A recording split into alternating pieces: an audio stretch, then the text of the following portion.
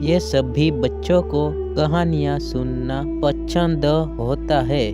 मूल्यों और जीवन का पाठ पढ़ाने का यह एक अच्छा तरीका भी है। भारत में पंचतंत्र की कहानियाँ सबसे ज्यादा लोकप्रिय है।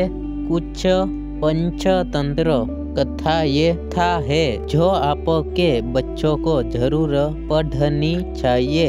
इससे आपके बच्चों को जीवन में कुछ महत्वपूर्ण सबक सिखाने को मिलेगा।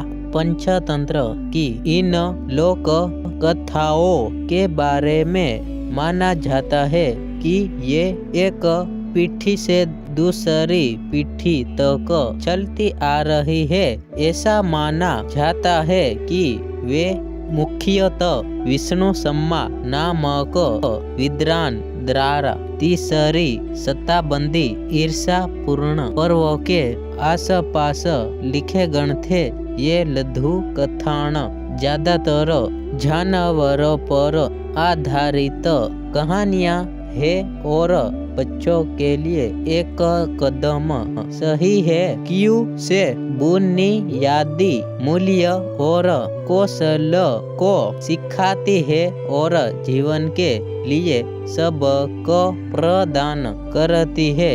वैसे मूल रूप से ये कहानियाँ संस्कृत में लिखे गए हैं, लेकिन इन दिलचस्प कहानियों को अब कई भाषाओं में अनुवादित किया गया है और अपनी सादगी वजह से काफी लोकप्रिय है।